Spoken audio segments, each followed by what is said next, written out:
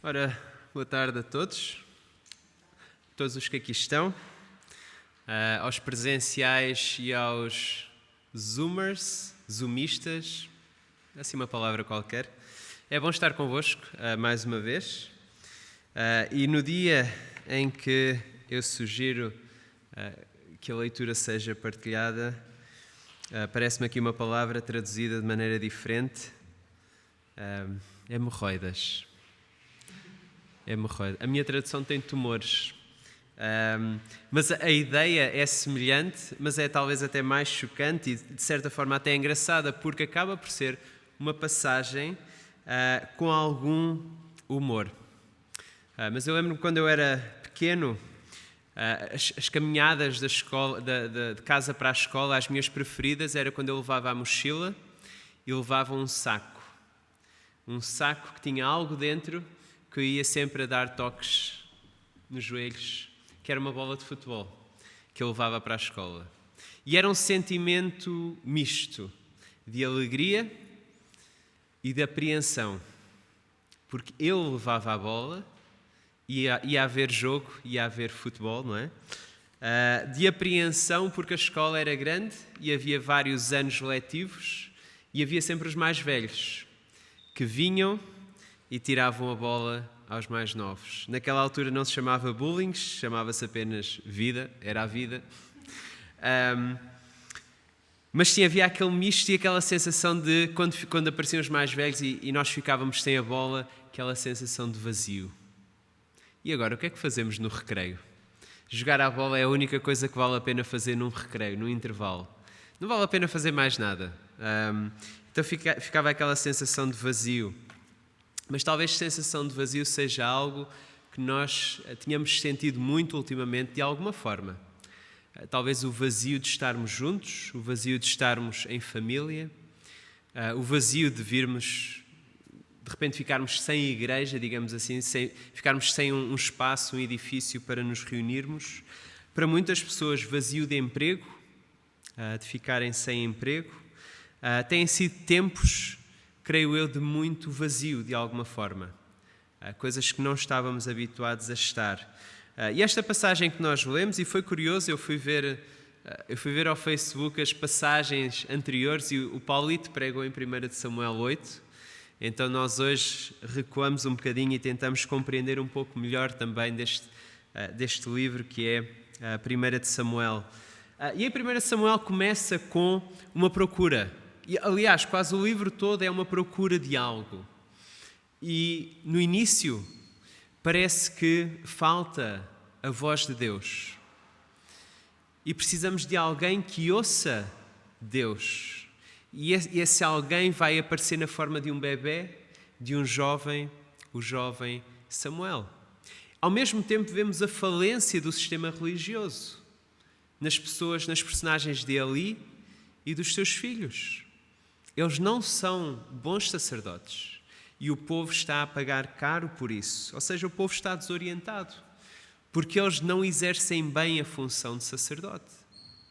E quando chegamos ao capítulo 4, algo trágico acontece, que é a Arca do Senhor. Ou seja, o símbolo da presença de Deus com o seu povo é-lhes retirada. E há um vazio no povo, ou seja, uma derrota militar. E aquilo que vamos ver é acerca disto, é a arca que é tomada, ou seja, que é roubada, que é espoliada. Vamos ver a arca que se torna pesada e vamos ver também a arca que é trespassada. Então os primeiros 5 versículos, e vamos voltar a ler, diz assim: os filisteus tomaram a arca de Deus e a levaram de Ebenezer a Asdod. Tomaram os filisteus a arca de Deus e a meteram na casa de Dagom junto a este. Levantando-se, porém, de madrugada, os de Asdod, no dia seguinte, eis que estava caído Dagom com o rosto em terra, diante da arca do Senhor. Tomaram-no e tornaram a pô-lo no seu lugar. Levantando-se de madrugada no dia seguinte, pela manhã, este Dagom jazia caído de bruços diante da arca do Senhor. A cabeça de Dagom e as 2 mãos estavam cortadas sobre o limiar dele, ficara apenas o tronco. Por isso os sacerdotes de Dagom e todos os que entram no seu templo não lhe pisam o limiar, em Asdod até ao dia de hoje. Até ficou giro quando estávamos a ouvir a leitura e até houve ali um efeito sonoro engraçado, não é? Porque quando se falou que quando eles iam para o templo ver a Asdod e a Arca do Senhor, e ouvimos aquele tom, tipo suspense, o que é que vai acontecer? Mas de facto foi algo engraçado. Quando Israel fica sem algo precioso, quando há um vazio enorme no povo, um vazio espiritual, o símbolo da presença de Deus, o que é que eles vão fazer? O que é que nós faríamos? Bom, é aquela altura dos filmes de ação em que há a pesada derrota dos heróis. O que é que eles fazem? Eles reúnem-se e eles planeiam o ataque final. É um bocadinho como o filme do soldado Ryan, em que eles reúnem um grupo de soldados, uma equipa especial. Para quê? Para ir salvar um soldado. Parece estranho. Eles querem arriscar um conjunto, um grupo de pessoas para salvar uma. Mas porquê que aquele soldado é tão importante? E depois sabemos que ele é um de 4 irmãos e 3 já faleceram. E eles estão a pensar naqueles pais cujos 4 filhos vão para a guerra e sobra apenas um. E claro, a missão daquele grupo de soldados. E é interessante ver ao longo da sua viagem, eles vão se debatendo, mas porquê que nós estamos a fazer isto? Tantos pela vida de um só. Tantos pela vida de um só. E nós podíamos pensar, bom, os israelitas agora, eles vão reunir as tropas que sobram e eles vão organizar um plano de ataque, de resgate, para trazer a arca de volta. Os filisteus, eles espelharam algo valioso dos israelitas, a arca do Senhor. Mas os israelitas, eles estavam a usar a arca como um amuleto de superstição. No capítulo 4, eles querem usar a arca para vencer uma guerra. Eles têm uma derrota e eles chamam quem? Ofni e Finéias. Os fabulosos filhos de Eli, que estavam sempre a roubar dos sacrifícios que o povo trazia. Ofni e Finéias roubavam as melhores partes para si.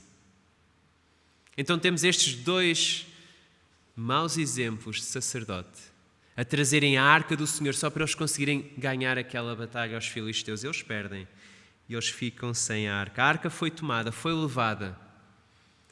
E no final do capítulo 4, vemos a morte de Eli e a glória do Senhor vai-se embora. A glória do Senhor é tomada para fora de Israel. E os filisteus estão todos contentes. Porquê? Isto é a melhor parte, é a melhor vitória sobre um outro povo. É roubar, é expoliar. Aquilo que mais valioso eles têm é tirar. Então estão a imaginar, manhã seguinte, é tipo a manhã de Natal. A manhã de Natal é uma alegria, não é? Quando queremos ir a correr, acordamos mais cedo para ver os presentes, para ver o que é que saiu.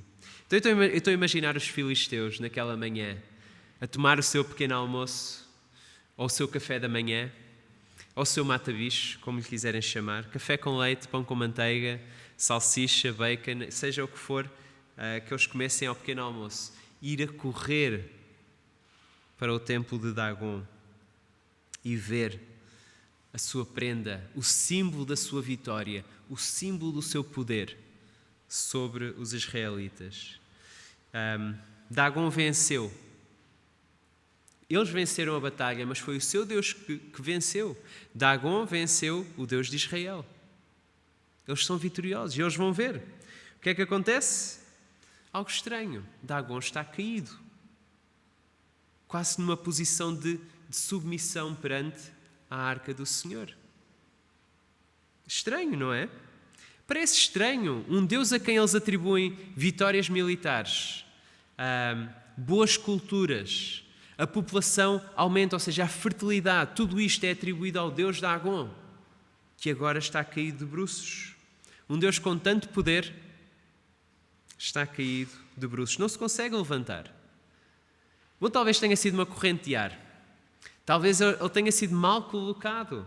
Se calhar foi um toque quando entraram com a arca do Senhor que o desequilibrou.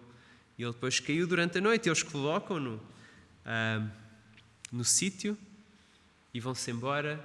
Manhã seguinte, versículo 4, as mãos e a cabeça foram cortadas. Aquilo que inicialmente era uma homenagem ao Deus vencedor, Dagon, aqui está. Tu venceste. Fica aqui com a arca daquele Deus que tu venceste, o Deus de Israel. E afinal vemos este Deus de Dagon como um Deus impotente e frágil até. Frágil ao ponto de se quebrar. Seria fácil um israelita estar a ler 1 de Samuel e escangalhar-se a rir quando chega a esta parte. Porque é engraçado, ao mesmo tempo, há aqui um aviso sério. Há aqui um aviso sério. Deus não precisa do seu povo. O Deus de Israel não precisa do seu povo. Deus não precisa de nós. Não sei se alguma vez, ou como é que pensas acerca de Deus, ou como é que falas acerca de Deus, e se isso revela que Deus é de alguma forma dependente daquilo que tu fazes, ou daquilo que tu dizes. Porque se achas que Deus precisa de ti, é provável que estejas a adorar um Deus como Dagon, e não como o Deus da Bíblia. Há um filme muito antigo, 1989, muitos anos atrás, chamado Fim de Semana com o Morto, ou Weekend at Bernie's. Dois funcionários, eles descobrem uma enorme fraude na empresa onde estão. E eles vão contar ao patrão, que na verdade foi o patrão o responsável pela enorme fraude. E o patrão, já viu o que eles sabem, convida-os para um fim de semana em sua casa, numa ilha que ele tem, com grandes festas. No entanto, o patrão é morto pela máfia. E a única maneira destes dois funcionários conseguirem escapar daquela ilha é, de alguma forma, disfarçar que o patrão ainda está vivo. Então é giro ver, durante este fim de semana, eles a andar com o patrão, de braçado, a dizer adeus às pessoas. Eles organizam uma festa.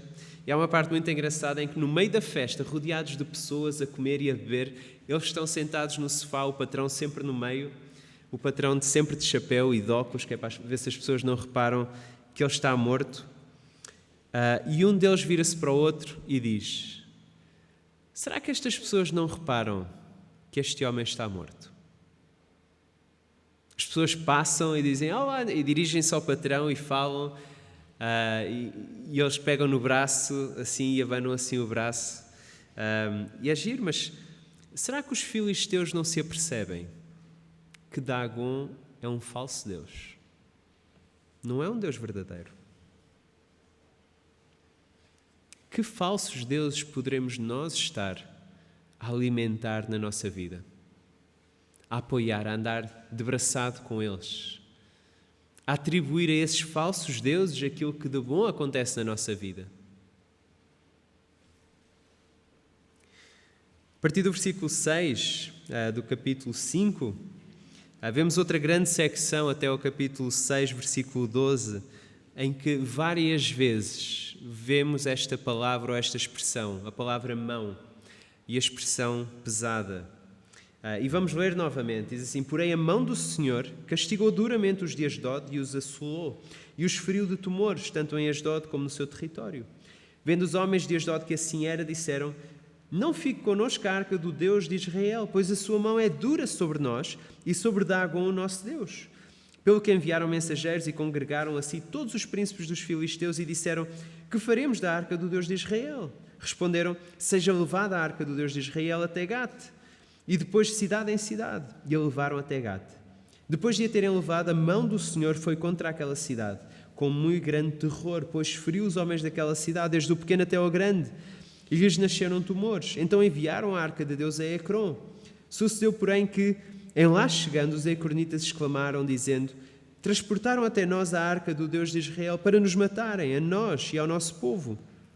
Então enviaram mensageiros e congregaram a todos os príncipes dos filisteus e disseram: devolvei a arca do Deus de Israel e torne para o seu lugar, para que não mate nem a nós, nem ao nosso povo. Porque havia terror de morte em toda a cidade, e a mão de Deus castigara duramente ali. Os homens que não morriam eram atingidos com os tumores, e o clamor da cidade subiu até ao céu. 7 meses esteve a arca do Senhor na terra dos filisteus. Estes chamaram os sacerdotes e os adivinhadores, e lhes disseram: que faremos da arca do Senhor? Fazei-nos saber como a devolveremos para o seu lugar.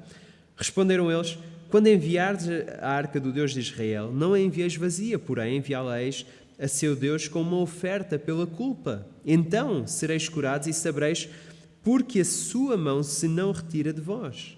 Então disseram: qual será a oferta pela culpa que lhe havemos de apresentar? Responderam: segundo o número dos príncipes dos filisteus, 5 tumores de ouro e 5 ratos de ouro, porquanto a praga é uma e a mesma sobre todos vós e sobre todos os vossos príncipes. Fazei umas imitações dos vossos tumores e dos vossos ratos que andam destruindo a terra, e dai glória ao Deus de Israel. Porventura aliviará a sua mão de cima de nós, e do vosso Deus e da vossa terra. Porque, pois, endureceríeis o coração, como os egípcios e Faraó endureceram o coração? Porventura, depois de os haverem tratado tão mal, não os deixaram ir? E eles não se foram? Agora, pois, fazei um carro novo, tomai 2 vacas com crias, sobre as quais não se pôs ainda jugo, e atai-as ao carro. Seus bezerros levá-los-eis para casa. Então tomai a arca do Senhor e ponde-a sobre o carro, e metei num cofre ao seu lado as figuras de ouro, que lhes haveis de entregar, como oferta pela culpa, e deixai-a ir. Reparai, se subir pelo caminho rumo do seu território a Bet-Semes, foi ele que nos fez este grande mal. E se não, saberemos que não foi a sua mão que nos feriu. Foi casual o que nos sucedeu. Assim fizeram aqueles homens e tomaram 2 vacas com crias e as ataram ao carro e os seus bezerros encerraram em casa. Puseram a arca do Senhor sobre o carro, como também o cofre com os ratos de ouro e com as imitações dos tumores. As vacas se encaminharam diretamente para Bet-Semes e, andando e berrando, seguiam sempre por esse mesmo caminho, sem se desviarem nem para a direita nem para a esquerda. Os príncipes dos filisteus foram atrás delas até o território de Bet-Semes. Normalmente a vitória mostra o poder de quem ganha. Mostra o poder do vitorioso. Mas para os filisteus o inverso está a acontecer. Parece que tudo o que podia acontecer mal está a acontecer mal. Eles trazem a arca e de repente eles ficam indefesos e doentes. Eles ficam a morrer. E há 2 coisas que vão acontecendo ao longo desta secção da passagem. 2 coisas que vão acontecendo. Uma, Deus está a julgar o povo inimigo de Israel. Deus está a julgar os filisteus, ao mesmo tempo, nesse julgamento, há graça. Normalmente é algo invulgar, é que no julgamento de Deus costumamos ver graça. A segunda coisa que está a acontecer é que Deus está a sair do território dos filisteus. Ele vai julgando e ele vai saindo. E até agora não vemos nenhuma equipa de resgate dos israelitas. Os filisteus eles estão a sentir a mão pesada do Senhor, do Deus de Israel, sobre si próprios e dizem eles também sobre Dagon, o seu próprio Deus. É marcada uma reunião extraordinária e eles decidem o que fazer. Bom, o melhor a fazer é enviar a arca para outra cidade. E vai para Gat. Após acontecer a mesma coisa em Gat, ela vai para Ecrom. Ecrom, a arca ainda não chegou lá e eles já estão em pânico. Eles já estão em pânico. E eles depois decidem, no versículo 11, que a arca deve ir para Israel. Deve regressar. 7 meses a arca andou pelo território dos filisteus. 7 meses de julgamento este povo teve. Como é que eles decidem? Como é que eles tomam esta decisão? A quem é que eles vão perguntar? Não sei se repararam, quando lemos no capítulo 6, a quem é que eles vão perguntar o que devem fazer? Eles vão perguntar aos sacerdotes e aos adivinhadores. Sacerdotes e adivinhadores, versículo 2. O que é que fazemos desta arca? Que tipo de religião é esta? Que tem uma espécie de Deus, que parece ser inofensivo, que tem sacerdotes e que ao mesmo tempo tem adivinhadores. Parece uma religião bastante parecida com aquela que vemos em Portugal. Uma religião que tem uma aparência, que tem uma figura principal, que depois tem uma classe religiosa e que ao mesmo tempo vai àquelas páginas do Diário de Coimbra e do Diário das Beiras procurar ou o seu signo, ou procurar aqueles anúncios do mestre tal para tentar saber o que vai acontecer a seguir, ou que procura aquelas pessoas na aldeia, aquela pessoa na aldeia a quem vão durante a noite, levam algum dinheiro e vão pedir conselho sobre o que fazer. Sacerdotes e adivinhadores. Não basta ter o padre, ou o pastor, ou o bispo, ou o ímã. Adicionas também uma figura de supersticiosa. E aqui tens uma religião. Aqui tens uma religião. E nesta religião, quando acontecem coisas boas, atribuis ao teu Deus, à tua religião. Quando acontecem coisas más, tentas atribuir a algo supersticioso. Foi apenas algo que aconteceu. E a pergunta deles é: como é que nós podemos devolver esta arca? Como é que a podemos devolver? E a resposta é também interessante. O que é que os sacerdotes dizem? Oferta pela culpa. Oferta pela culpa.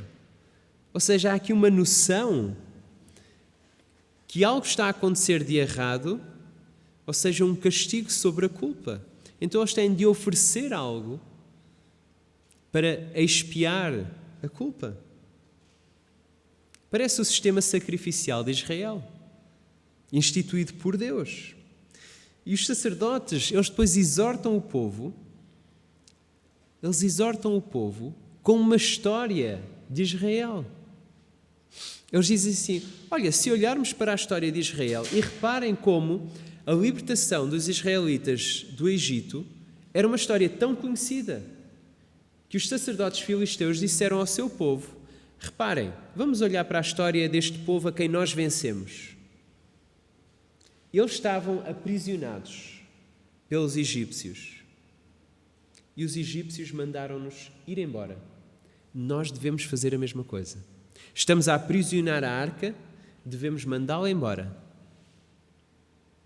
É interessante, não é? Eles conhecem a história de Israel. Conhecem a história de Israel. E no versículo 12 vemos o que é que está a ser afetado: Dagon, o povo e a terra. 3 coisas que estão a ser afetadas.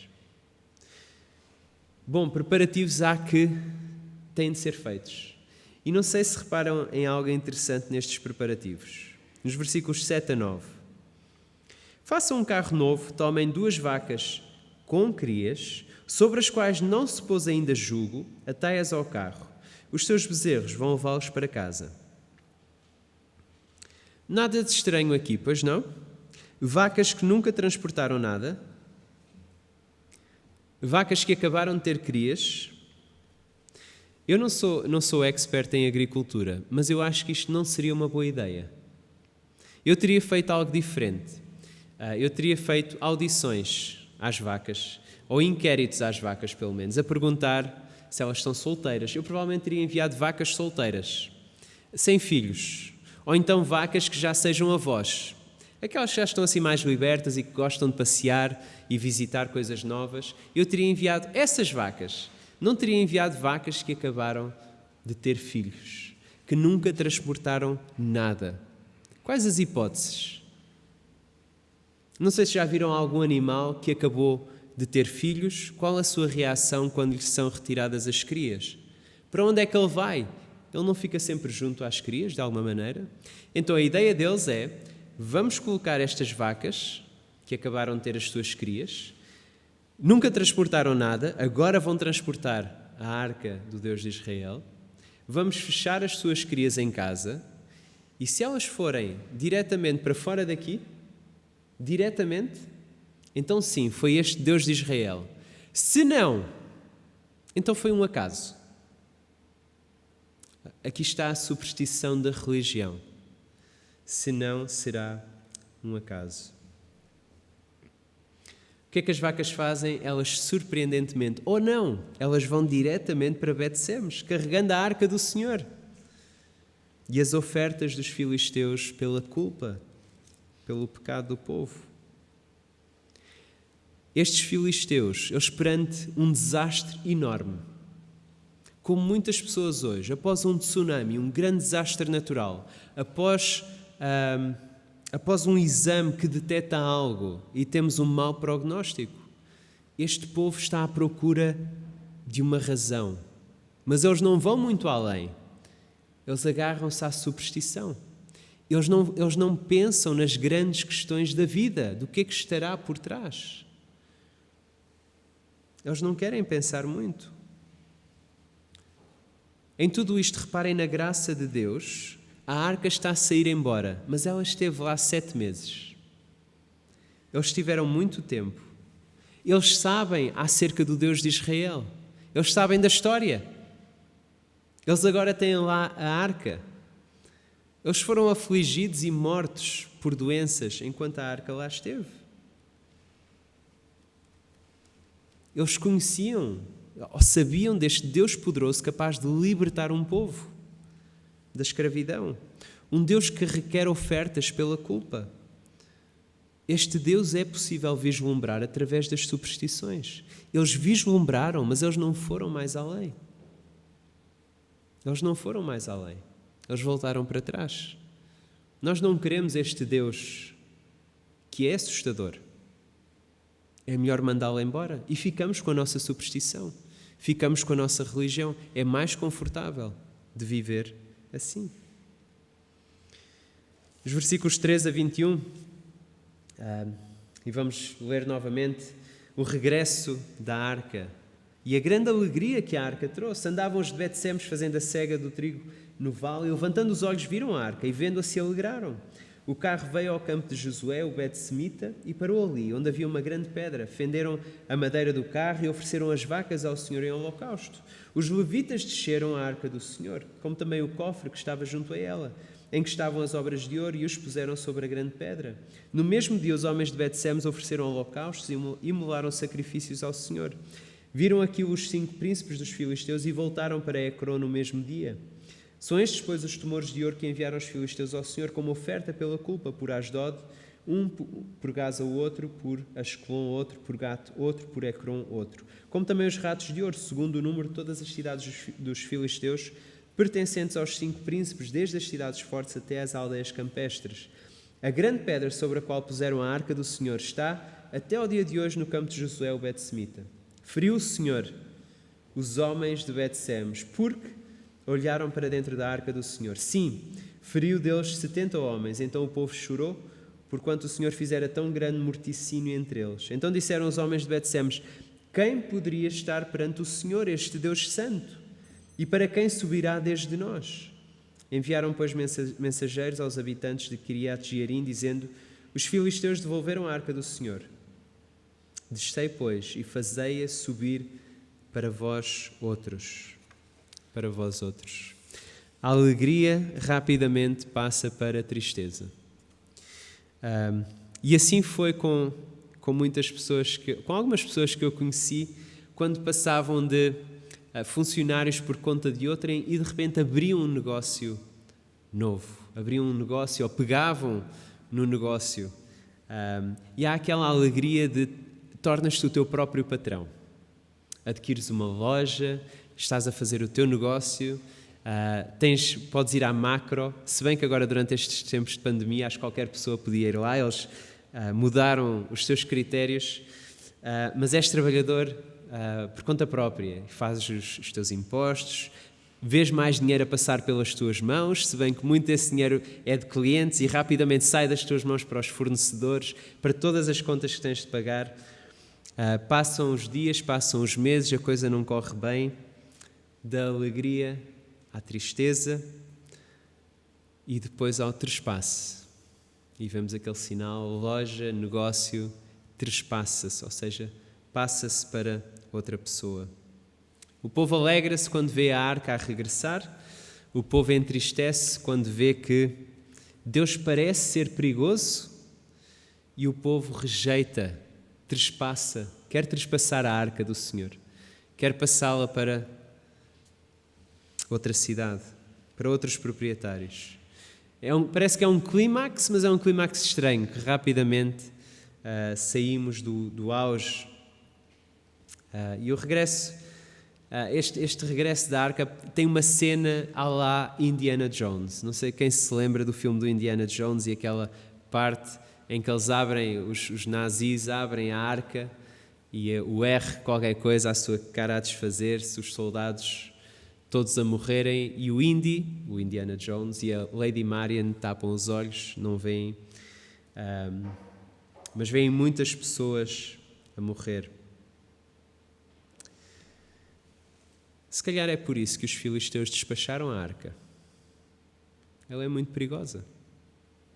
Não vale a pena ter esta arca. A única solução é despachá-la. E eles próprios, eles fazem esta questão: quem pode estar perante este Deus Santo? Deus não tem 2 pesos e 2 medidas. Deus não tem um peso para os filisteus e um peso para os israelitas. Não. Por que é que o povo de Deus morre quando olha para a arca? Podíamos pensar no início, é engraçado quando Dagon cai e rimos. Os israelitas riem, o povo de Deus ri. Quando os filisteus estão a ser julgados, nós dizemos, é justo. Eles são os inimigos, eles rejeitaram Deus, eles merecem o julgamento. Mas quando o povo de Deus está a morrer, o que é que vamos dizer? A santidade de Deus é algo perigoso. Em Números 4, há indicações específicas para uma determinada tribo, os coatitas. Os coatitas são aqueles que vão e transportam todo o material do santuário. Ou seja, os levitas usam o material e depois devem guardá-lo. E todo ele deve ser tapado, inclusive a arca do testemunho, a arca do Senhor. Todo ele tapado. Os coatitas não podem ver. Aliás, nenhum do povo pode. E há indicações específicas. E o que é que vemos aqui? Bom, a arca é colocada em cima de uma pedra.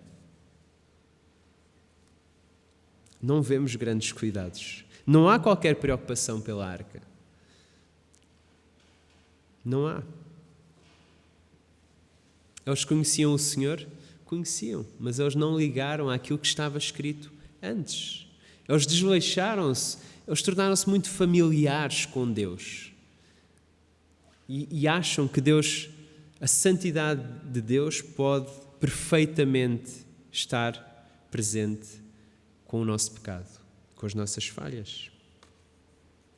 Não houve plano de resgate dos israelitas, não houve.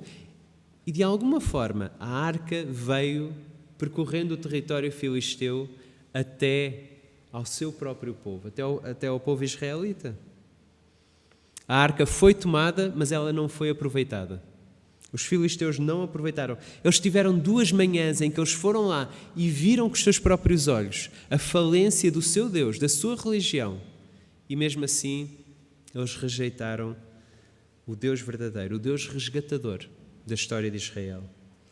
A arca regressou, mas foi trespassada. Vamos nos livrar da presença do Senhor. Porquê? Porque a indiferença reinou. A familiaridade e a indiferença do povo para com o seu próprio Deus. Deus quer estar entre o seu povo, mas Deus é mortífero. A sua santidade é mortífera. Ele é santo e nós não. Precisamos do intermediário. Este povo precisava do intermediário. Para quê? Para ouvir a voz de Deus. E eles tinham Samuel. Mas é interessante ver que nos capítulos 4 a 6 não ouvimos nada acerca de Samuel. Samuel não está presente. Mas nós precisamos de alguém melhor que Samuel. Não apenas alguém que ouça a palavra de Deus e comunique a palavra de Deus, mas alguém que possa ir até ao território inimigo. buscar-nos, porque nós somos o território inimigo. Precisamos de um intermediário assim. Precisamos de um intermediário que nos vá resgatar. Precisamos de alguém que mostre que os nossos deuses não têm poder. Uma das coisas nos super-heróis é que eles têm poder, não é? Acalmar tempestades deve ser das coisas mais fixes de fazer. E há vários super-heróis com esse poder. O Thor é o deus do trovão. A tempestade é a super-heroína que também controla as tempestades, como o próprio nome indica. E Jesus fez super-herói ao acalmar uma tempestade. Lemos em Marcos 5 que ele acalma uma tempestade e ele está a caminho de um território mais ou menos desconhecido, os Gerazenos. E ele chega lá e ele tem um encontro com um endemoniado que vem e que se prostra à sua frente. Um bocadinho como Dagon a cair perante a arca do Senhor. O que é que vemos nesse episódio? Bom, o demónio é expelido, vai para uns porcos que depois caem pelo precipício, o homem é restaurado e os Gerazenos, eles veem tudo aquilo e eles dizem, não. Nós não podemos ter esta pessoa aqui.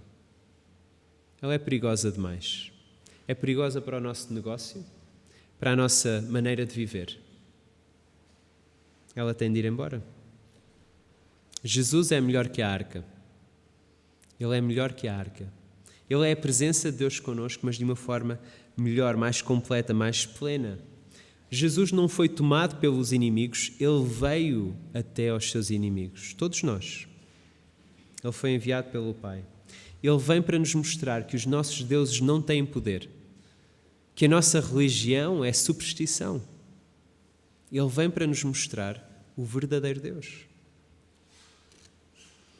No final do filme do resgate do soldado Ryan, o capitão da equipa que foi resgatar o soldado, a equipa que quase todos morreram, e o capitão já foi ferido, está ferido e está perante o soldado Ryan.